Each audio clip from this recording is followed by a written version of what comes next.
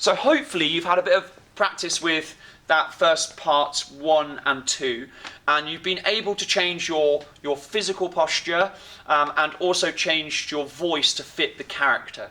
So now we're going to look at the second part. So this is from we'll do numbers 2 to 5. Again, showing you a poor example and a good example. One thing you will notice in this example though is how the tension, the numbers increase quite quickly. It's quite a tense scene.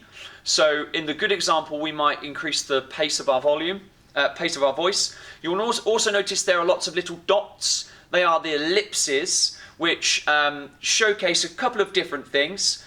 For the mother, for Mrs. Johnson, it's going to indicate her moments of hesitancy and worry and concern. And I think for Mrs. Johnson, it's going to heighten her frustration of her character. So let's show you a poor example first.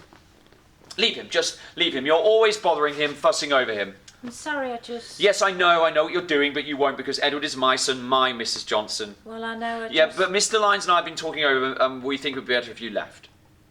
So hopefully you can see, look, my hands are in my pocket, I've changed nothing.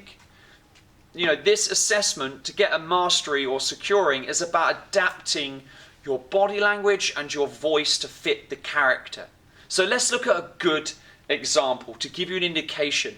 Now you have to be aware, we're performing this in this little tiny screen. You're going to have the scripts down, which will free up your gestures and also your use of space. Don't forget that. It's not all just about two people stood. You're allowed freedom of movement.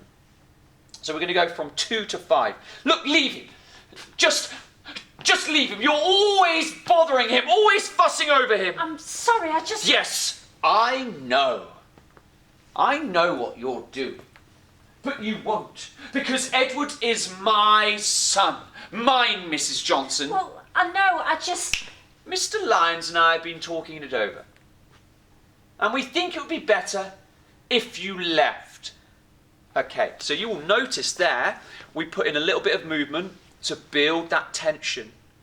But you'll also notice how I changed my voice at certain moments. I was really aggressive, and then the plan kind of drops, and I become much more collective. I become much more assured, much more calmer in my choice and decision.